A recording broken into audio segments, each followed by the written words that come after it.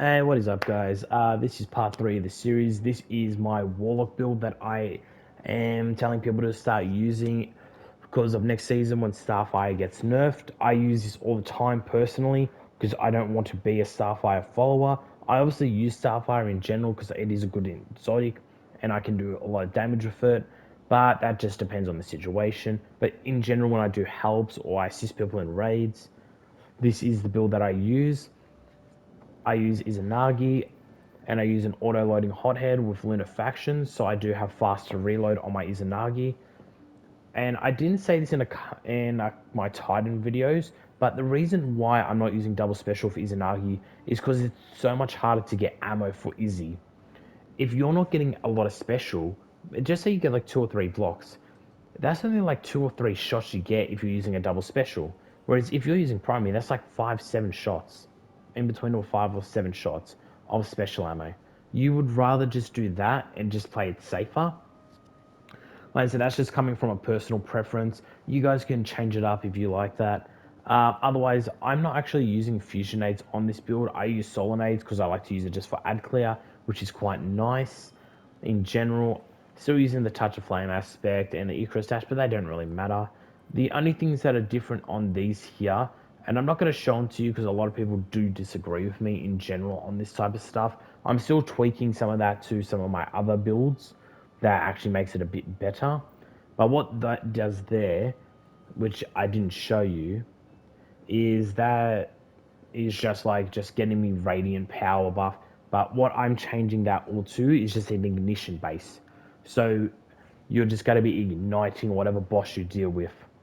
Like I said before, this build works best with stuff like Nezarec, planets, and other bosses that have crit spots based from Divinity. Any boss that can be hit by Divinity, this build works best for. I should mention Garden of Salvation. I might make a separate entire video for Garden of Salvation because that final boss is a bit of a F around. Like, in a sense, you got to use kind of linears or some other weapons that do benefit. Like, I got to go probably do some damage testing there. But for most bosses that people do like raid and dungeons, the current ones, this is probably your perfect Warlock build to do damage yourself and assist. The other one was if someone's using Tractor and use the other thing with Tractor, I can either use this Hothead still or I can use Witherhoard or Riptide.